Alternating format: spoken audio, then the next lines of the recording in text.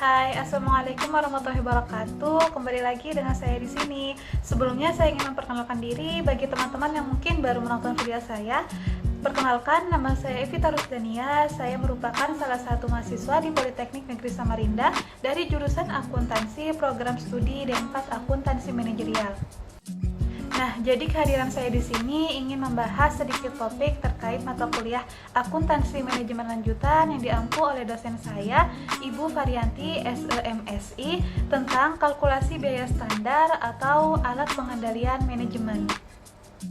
Nah, pembahasan yang pertama di sini kita akan bahas terkait standar unit. Dalam anggaran terdapat standar yang digunakan untuk mengendalikan dan mengevaluasi kinerja manajerial.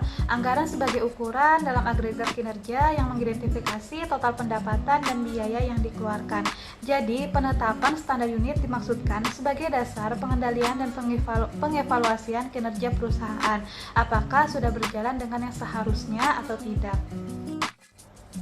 Selanjutnya ada jenis-jenis standar. Yang pertama ada standar ideal atau ideal standar, yaitu menginginkan efisiensi maksimum dan hanya dapat dicapai bila semua berjalan lancar. Nah, yang kedua ada standar yang dapat dicapai atau currently attainable standard, yaitu standar yang dapat dicapai dalam kondisi operasi efisien atau terlaksananya operasi secara efisien.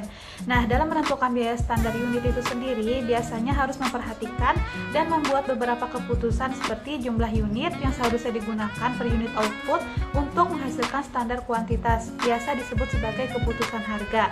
Nah, dalam jumlah yang seharusnya dibayar untuk kuantitas input yang digunakan tersebut atau biasa disebut sebagai keputusan kuantitas. Masuk ke topik selanjutnya, di sini kita akan bahas terkait standar harga. Nah, standar harga itu sendiri merupakan bentuk tanggung jawab gabungan dari operasional, pembelian, personalia, dan akuntansi. Operasional menentukan kualitas input yang dibutuhkan, personalia dan pembelian memperhatikan tekanan pasar, kelompok dagang, dan tekanan eksternal. Contoh, dalam pembuatan harga standar, pembelian harus mempertimbangkan diskon, biaya pengiriman, serta kualitasnya, sedangkan personalia mempertimbangkan pajak yang harus dibayarkan, fasilitas, dan kualifikasinya. Dan untuk bagian akuntansi bertanggung jawab untuk pencatatan standar harga dan menyediakan laporan sebagai pembanding kinerja aktual.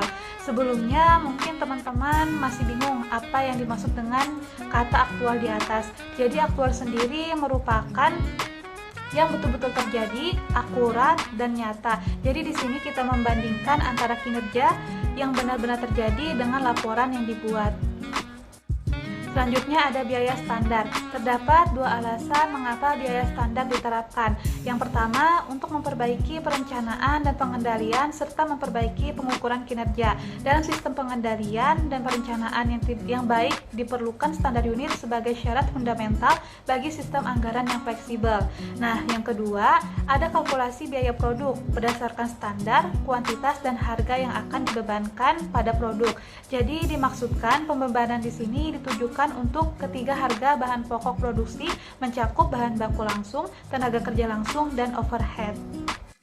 Nah, di sini kita akan masuk ke pembahasan biaya produk standar. Di sini saya ingin memberikan sedikit gambaran terkait konsep biaya produk standar. Jadi, biaya standar selain digunakan pada organisasi atau perusahaan manufaktur, dapat pula digunakan dalam perusahaan jasa dan pada umumnya digunakan oleh perusahaan manufaktur. Kita lihat di sini terdapat analisis variabel. Analisis variabel sendiri merupakan anggaran fleksibel yang dapat digunakan untuk mengidentifikasi biaya yang seharusnya muncul dalam tingkat aktivitas aktual tertentu dengan rumus mengalihkan jumlah input dengan standar per unit. Nah, lebih jelasnya kita lihat di sini terbagi menjadi 4 bagian. Yang pertama itu ada SP atau standard price per unit suatu input.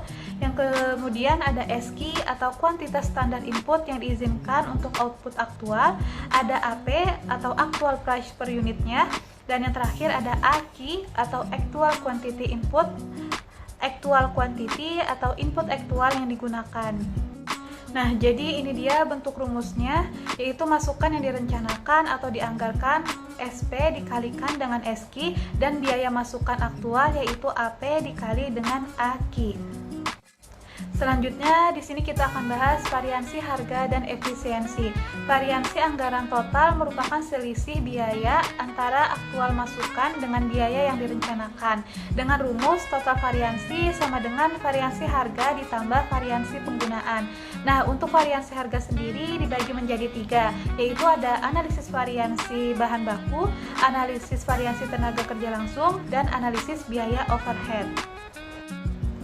Analisis harga variansi bahan baku dibagi menjadi 2. Yang pertama ada MPV atau Material Price Variance, mengukur berapa yang harus dibayar untuk bahan baku dan yang dibayarkan secara aktual dengan rumus MPV sama dengan AP dikali AKI dikurang SP dikali AKI.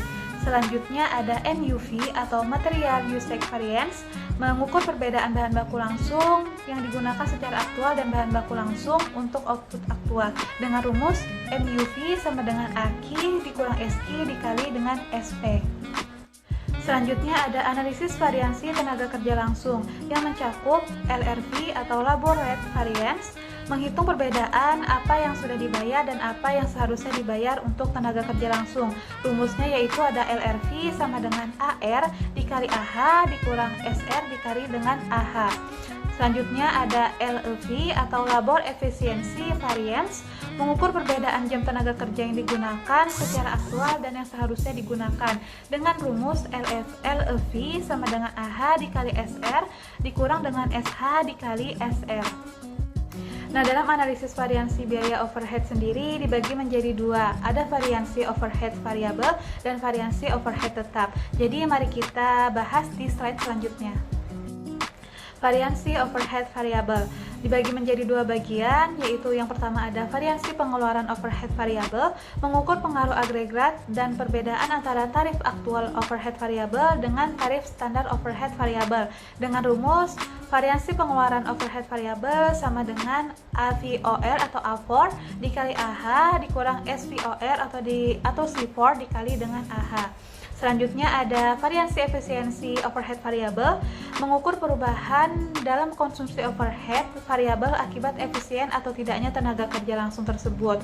Nah, dengan rumus di sini ada variansi efisiensi sama dengan AH dikurang dengan SH dikali dengan SVOR atau C4. Nah, yang terakhir ada variansi overhead tetap, sama halnya dengan variansi overhead variabel. Ini juga dibagi menjadi 2. Yang pertama ada variansi pengeluaran overhead tetap, mengukur perbedaan overhead tetap yang dianggarkan dengan yang aktual dengan rumus variabel pengeluaran overhead tetap sama dengan overhead tetap aktual dikurang overhead tetap yang dianggarkan. Lalu yang kedua ada variansi volume overhead tetap, mengukur perbedaan overhead tetap dianggarkan dengan overhead tetap yang dibebankan. Rumusnya yaitu variansi volume sama dengan overhead tetap yang dianggarkan dikurang dengan overhead tetap yang dibebankan. Jadi itu tadi beberapa topik yang dapat saya bahas terkait kalkulasi biaya standar. Kurang lebihnya mohon dimaafkan. Wassalamualaikum warahmatullahi wabarakatuh. Terima kasih sudah menonton.